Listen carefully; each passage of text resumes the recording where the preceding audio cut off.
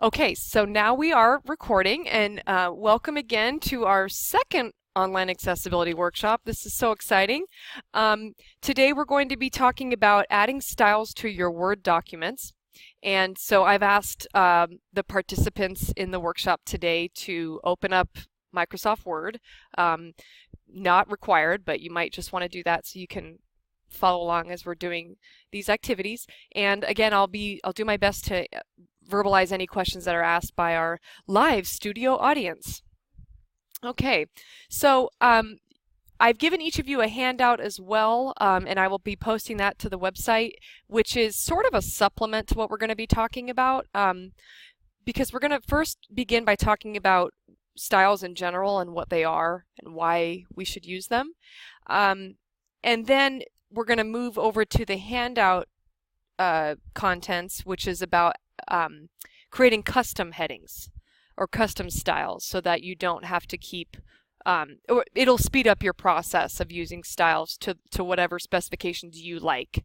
And last but not least, I'm going to show you an exciting example from one of our workshop participants who has now become, as I said, a heading rock star. And that's our own Catherine Stitt, who's sitting right here. She will be immortalized in audio forevermore now. Catherine didn't know that when she came in here today. Okay, so actually, so if you have Word up, that's great. I'm just going to direct your attention up to the board, or in some cases the screen, because as I mentioned last week, this is the Online Accessibility at DVC website, and Module 2 deals specifically with accessible Word 2016 documents, so I'm going to go ahead and click on that. You don't have to do this on your own. And because I am using a PC, I will be clicking the Word 2016 for Windows option. And in Lesson 2, we cover styles. So rather than recreate the wheel, I thought I would just kind of take you through what I've already done, which I think gives a good synopsis. So what are styles? A lot of us have maybe heard of them, maybe some of us have never heard of them. In Word, when you are looking at your Word window, as it's called, you may have noticed this sort of no man's land to the right side of the ribbon. And we always know it's there, but some of us just never knew what it was for, so we just ignored it, and we focused most of our efforts on the left-hand side. That's okay. We're all here now to get out of our comfort zone and learn about what the right side of the screen does. So styles are a way simply to tag your document, to define what type of text it is that someone's reading, whether it's a heading 1 or a heading 2, a paragraph, a column, a bulleted list, a numbered list. For those of us that are sighted, we can readily tell that something is meant to be a heading or that something is meant to be emphasized in some way. But to someone who's blind, JAWS, and that's a screen reading software program that is, I would say, they've done studies, about 60% of students, or not just students, but people who are blind and use screen reading software tend to use JAWS, so it's kind of the main one. But JAWS will not tell someone if something is bold. It won't even tell someone if something is underlined. And so it's up to us to provide some sort of structure for a student so that when they're reading it, or it's being read to them rather, they can better orient themselves. And it's not just for people who have visual impairments either, and I'll talk about that in a second. So tags, when you tag something, when you tag a piece of text, it's actually part of the document's code. So it won't necessarily say to you, this is a heading 1, if you are looking at it. If you click on it, it will, but it goes into the code of the document, and so once it's in the code, a screen reader will then pick up on that. If a document doesn't have any styles attached to it, it only reads as continuous text with line breaks only. So I wanted to sort of demonstrate for you, I put up on the website 2 videos. The first one is a demo where JAWS is going to read a list of 3 California counties and their cities from a Word document, which was written without styles. No headings, no bullets, or anything like that. Um, and what I would like you to do, I'm going to play this for you, and I think I made it loud enough. Let me just bump that up one notch. While I read it, I would like you to try to figure out from the list which are the county names and which are the city names, okay? Now I want to warn you, you might find it a little fast, but the way I recorded this is similar to what a seasoned JAWS user, the speed at which a seasoned JAWS user would use, if not faster. So here we go. You can even close your eyes if you want to, it's not necessary. 3 California counties and their cities: Butte, Bix, Chico, Gridley, Oroville, Paradise, Imperial, Brawley, Calexico, Calipatria, El Centro, Holtville, Imperial, Westmoreland, Santa Barbara, Buellton, Carpinteria, Goleta, Guadalupe, Lompoc, Santa Barbara, Santa Maria, Solvang. Okay. So, one long list, right? Went a little fast, but again, most JAWS users that come into our lab that have been using it for years, they are flying. I mean, it is so fast. And you've probably heard this. When you lose one sense, your other senses sort of get heightened. And so they are just very adept at detecting spoken words and being able to filter out what they need to know and what they don't need to know. Would you like to hear that one more time? No. Okay. Everybody said no. Please don't play that again. So that was without styles. Now I'm going to play it again for you. And this time it has been formatted with styles. So again, you want to try to tell the counties and then the cities. See if you can find something that tips you off to that information. Heading Level 1 3 California counties and their cities. Heading Level 2 Butte, Bullet Bix, Bullet Chico, Bullet Gridley, Bullet Oroville, Bullet Paradise. Heading Level 2 Imperial, Bullet Brawley, Bullet Calexico, Bullet Calipatria, Bullet El Centro, Bullet Holtville, Bullet Imperial, Bullet Westmoreland. Heading Level 2 Santa Barbara, Bullet Buellton, Bullet Carpinteria, Bullet Goleta, Bullet Guadalupe, Bullet Lompoc, Bullet Santa Barbara, Bullet Santa Maria, Bullet Solvang. Okay. Could you tell that time which were the county names? Does anyone want to take a guess what the county names were? Imperial was one. Butte was one.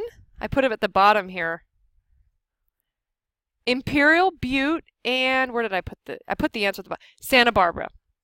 So again, if you were to listen to it again, you would have found that. So what tipped you off that those were the county names? Heading 1 was sort of the title, right? And what was attached to the county names? Could you tell? The bullets were cities, so you could detect that. Heading Level 2 was the county names. So again, if you were to hear it again, you'd say, oh, okay. So, and again, a JAWS user is listening for that. They're listening for what the headings are, and they're listening for if it'll say bullet. And so it makes it much easier. Another benefit of styles for anybody really is that it just provides a clear structure to your page, which I think Catherine can attest to, and you'll see that when I show you her her examples. It really just kind of breaks it up a little bit and kind of gets you thinking about how you want to structure a page and how you might organize it in a clear fashion. Also, has anyone ever made a table of contents before in Word? So if you attach styles to your content, like again, if you label certain things heading 2 or heading 3, and then there's a button on Word that will generate a table of contents, and it will take all of the headings and put that in the table of contents and make it clickable so that you can then click to that. If we have time, I can show you that for sure. But so there's so many benefits to using styles. And when you convert your Word document to a PDF, if you choose to do that, and you've put styles into it, those styles will carry over to your PDF, and it won't just be an image. Which you had done beautifully, Catherine, might I add. Okay, so how do you do it? Good question. So, yes, Svetlana.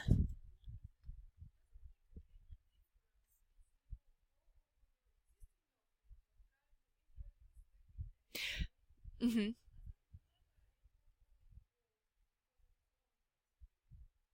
For the what? I'm sorry. Yeah.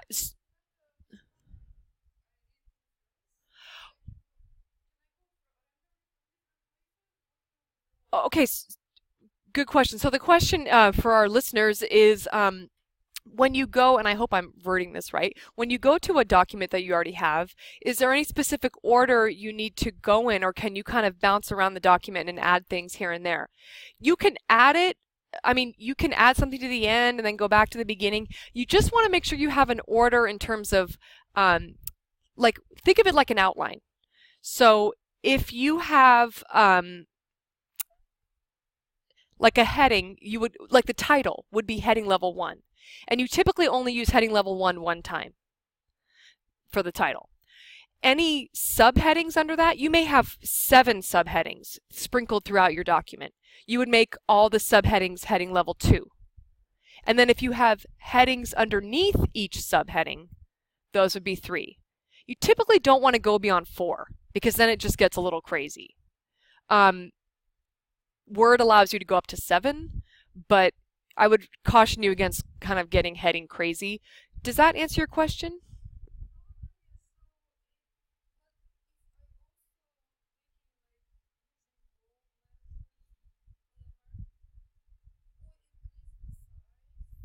Well, using bold or increasing the size will not make it, it will make it look different to us because we have vision, but it will not sound any different to a student unless you have to use the styles. Yes, correct. Yes. So how do you, so we'll see. These are all great questions. So we'll go through this. So to add styles, let's say you have a document already that you want to doctor up. So first, you just want to locate the styles group, which is super easy to find. It's on the right-hand side, which we've mentioned before. Now, you might notice when you go into Word that, and please verify this for me, because when I went onto my machine that DVC gave me, my styles group was only showing heading 1 and heading 2. Is that true for you? Okay, so to make it easy for you to access all the headings that you want to add, what you're going to want to do is you should see a little dialog box launcher at the bottom right-hand corner of your styles group, and it's up here circled if you can't find it. Go ahead and click that. And then on the menu that appears, there should be something that says options at the bottom. Okay, now what will come up then is your style pane options window, and where it says select styles to show, you want to pick all styles. And clicking OK, and then you should see all the heading number options listed in the styles menu to the right. And then also above, they should be showing up if I'm correct. So that's just one flaw of Word, I think, is that they don't put those readily. You have to kind of go and change the settings to find them easily.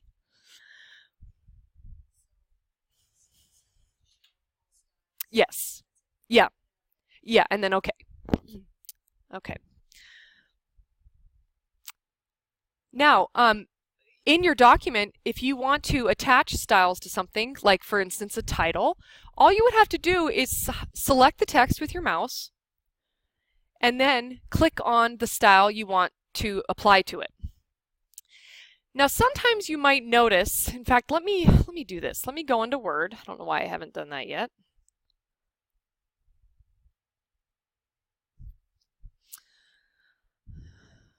Thank you for your patience. Okay. Okay, so I'm going to say this is my title. And I'm going to go over to, so again, all I have to do is select my text and come over to heading 1. And it's going to make that a heading 1. Yes, Catherine. Correct. Thank you for bringing that up. There is one that says title. Don't use that. Be, again, I haven't, every time I relaunch my computer, it doesn't save my changes. Again, there's something wrong with my computer, which you all know about now because I complain about it incessantly. But title, the standard is heading 1, heading 2, heading 3. That's what students who are with visual impairments are trained to look out for. That's what is recommended by the Web Content Accessibility Guidelines and all the other governing bodies that decide these things. So your natural inclination might be to say title, but really heading 1 is what you want to use for a title. Now, one thing that sometimes people don't like is that when you click heading 1, it changes the size, it changes the font color, and it makes it look maybe not what you wanted. Like not what you wanted.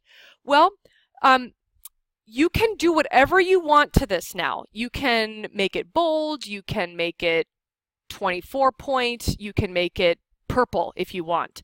It's still going to be a heading 1. Now notice if I click on this, heading 1, the box heading 1 is still outlined. So that's a heading 1 now, no matter what I do to it. Now, you might think, I don't want to have to go change the font size and the color every single time. Well, on your handout, I've showed you how to create a custom heading, and I think I'll just go over that right now. So you can make the styles menu that you see at the top of your screen have all the headings that you want in just the way you want them. If you tend to use the same formatting over many documents, which is kind of a good idea because students can see continuity there. To create your own custom style, you would come down to the dialog box launcher, or it says more. I'm sorry, not the dialog box launcher, which is this. You want to come to the More button. And at the bottom, you click Create a Style.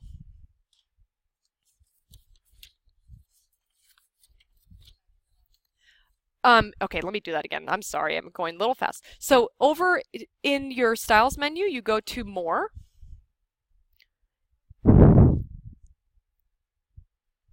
Let me see, I'll come over there in just a sec. I'm kind of hampered by my headset here. And then go into Create a Style.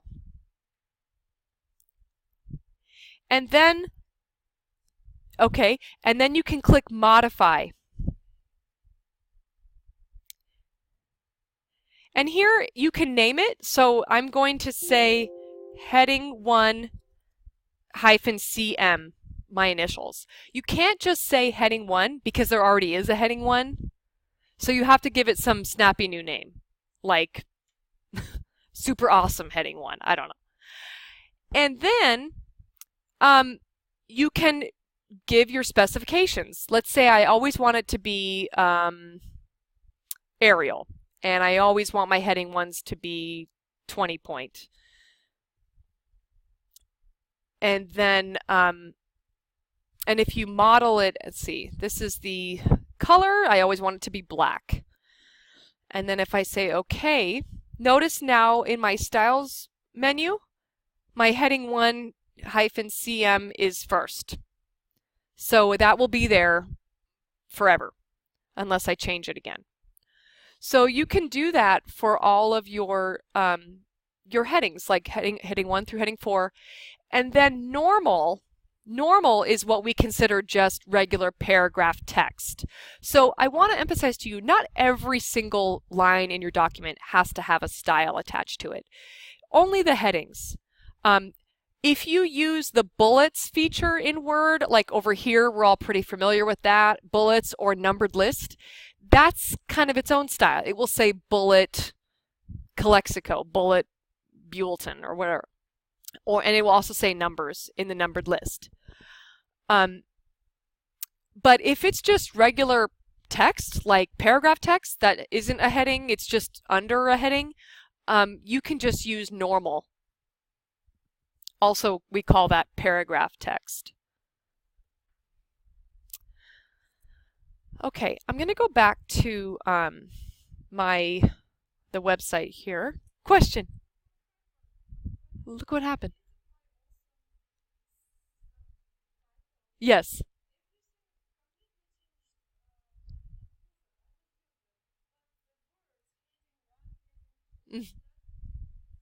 They all changed? Okay. Okay, so we're encountering one thing where someone made their own, I'm just saying it for the recording, someone made their own style, and it seemed to have altered the other one. So I'll have to look at that. If you can wait just a little bit after, I'd be happy to check that out. Did everyone else find it was pretty simple to go in and make that? Okay. The same thing, but I'm glad Svetlana mentioned emphasis because you know, some of these other choices, like they'll say emphasis, intense emphasis. Again, please don't use a lot of varieties of styles. Really just stick to headings. Keep it simple. Headings, bullets, and numbered lists. Because again, you can make it more confusing. You know, and again, those are the sort of the industry standards, I guess you could say. So I just want to go back to my website and make sure I did not leave anything out of this. Are there any questions about this? I mean, it's pretty straightforward. Yes, Catherine? Okay, so if you want to underline something and make that apparent to a student who is visually impaired, again, that's one thing. The underline will not, you can still underline it. There isn't. What we would have to do at that point is, well, if it's on a web page, there are certain things you can do in HTML to alert the listener that something is supposed to be emphasized. A Word document, we're not really dealing with that. What you could do is put a star next to it, next to what you want to underline, and then also after it. Not to say you can't still underline things. You certainly can keep doing that. It's sort of because they're going to hear the person listening to it, JAWS will say star and then, you know, whatever's after it and then star. So that's kind of a way auditorily you can alert someone to something. But again, I don't want to caution anyone. I mean, you can still underline things and you can still do strike through, even though JAWS won't read that. And again, if you do have something, let's say you have a student in your class or someone that you're working with from an administrative standpoint who is blind and you need to send them something, we could convert it to a web page and change the HTML to make that apparent. You know, so we could, with DSS help, we can help you with those documents. Yes, question, Marcia.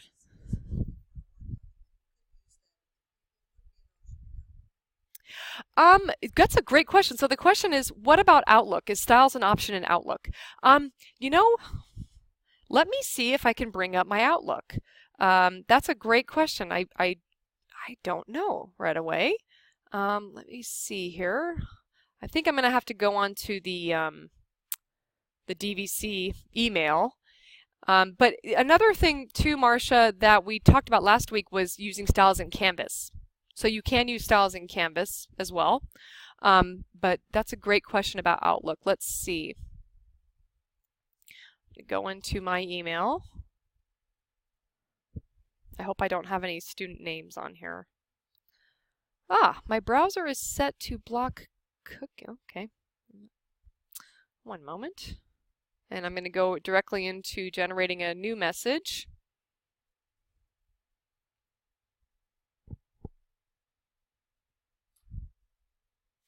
And in a couple of weeks, I don't have the date in front of me, but we're going to be talking about PowerPoint presentations and also how to format that so that it's screen reader friendly.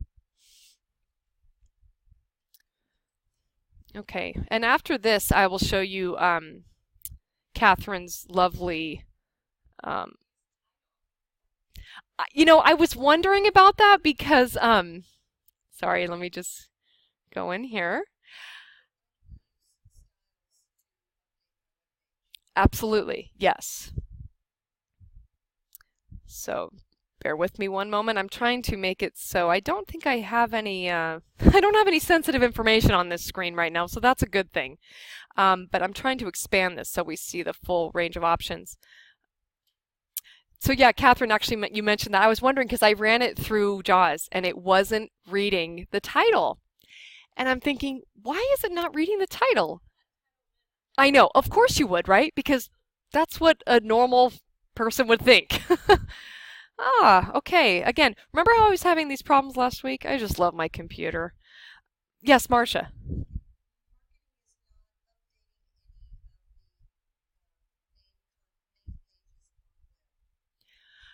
Is that a question or are you asking? Oh, well,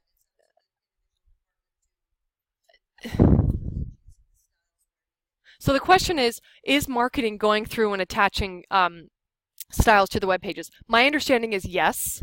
I last year I was on sabbatical and I made a website based on a shell they gave me, which is the same sort of shell that everyone gets, every department gets, and I was having to use styles to generate all that. And from what I can tell from looking at other web pages, they have kind of gone in remotely and changed things to different style settings. You can. Are you the person that has access to? Yes, you can. Yeah, if you click on the text, it should tell you what heading it is. So, okay, so I'm looking here. I have a message here, and let's see, is my title. I know that's not the subject, but so what I'm going to check is if I'm able to attach any sort of heading structure to this.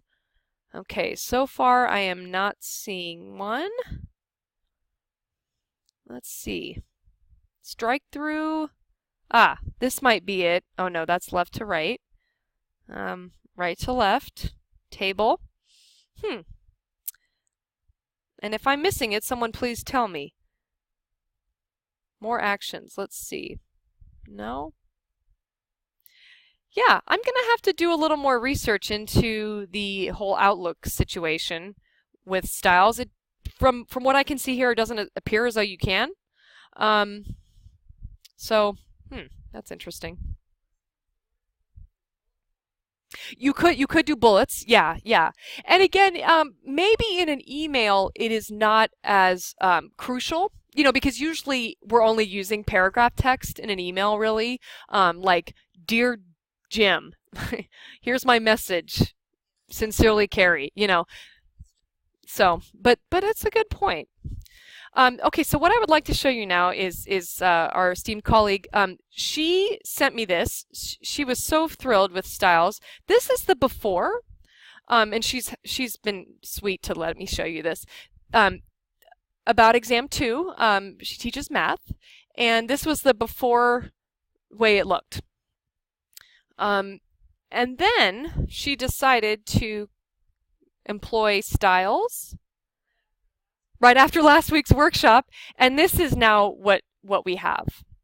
And this is, oh sure, yeah, oh maybe I can open 2 windows. Let's see, wouldn't that be cool?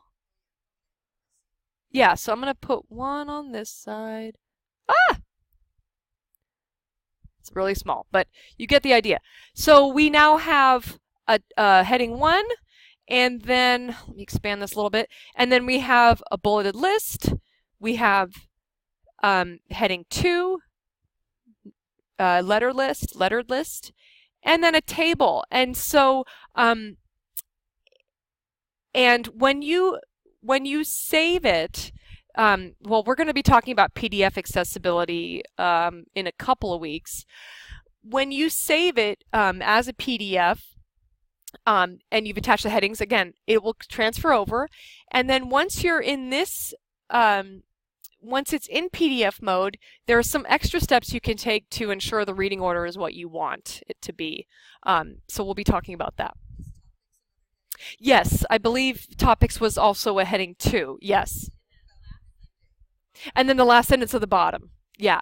And so again, we can tell like, okay, the font's a little bit bigger, but Catherine actually went in and made all of these the headings that she wanted.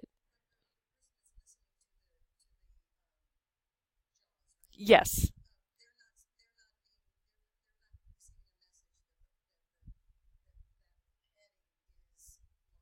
No. So the question is, when someone's listening on JAWS, is it telling them that the heading is larger? No, it is not. All it's going to say, and you could remember from the video, it'll say heading level 1, Math 192, exam number 3. And then it will say bullet, sections 3.5 to 3.7. And then once it gets done with that bulleted list, it'll say heading level 2, some tips on how to study for the exam. So, but this is beautifully done, and I think you commented that it seems so much clearer. Um, so yeah, and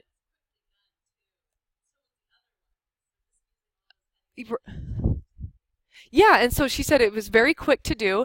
And did you have to then go in once you applied the headings? Did you have to go in and then change sort of the font size and the color and everything? Okay, okay. Yeah, yeah. So you didn't have to make too many changes on that one, but again, you can make those changes, and once you've set them as your custom headings, they're always going to be there. Um, So that's all the information I have for you. I would like to play you I would play you Jaws reading this, but it doesn't read the title because it's a title, so we'd have to reformat that. And I apologize, my Jaws has to be reinstalled on my machine because it's being very temperamental. What I played for you was a video of when my Jaws was working. But I want you to know that on all of the computer labs here on campus, Jaws is installed, and it looks like a little shark fin, Jaws. And so you can always launch that. And if you start Jaws, and if you remember this one simple keyboard combination, insert down arrow on your number pad, insert down arrow, that's the say all command for Jaws, and that will read your document out loud to you. It's so on your keyboard, you know how there's like the number, oh, on your laptop it would be the same. Insert down arrow. And that's the say all function for JAWS. So like let's say you open a PDF, insert down arrow, it will read it. Yeah. And then you can be like, whoa, it didn't read that. Why? Then you can kind of go back and see how you formatted it. And once it's a PDF, it's kind of stuck that way. So what you would need to do is go back to the source document, like the Word document, and make style changes there, and then resave it. It's easier than doing it in Acrobat. Yeah. hmm So that's a good question. The question was, if a student's taking a math exam, is JAWS actually reading them the exam, or are they having to have someone read it to them? And the answer is it depends. It depends on how the equations were authored. If they were authored with MathType or some sort of other accessible equation editor, or in Canvas with Whereas editor, then JAWS will read it beautifully. If that's not the case, then we do have someone read them the test. Yeah. So either way, the student is getting accommodated. It just depends on how we accomplish that. So I want to thank you so much again for coming and for all your excellent questions. And please tune in next week where we talk about captioning your own videos. And yeah, look out for this too. We'll be posted on the website. So thank you so much for coming, and we'll see you next time.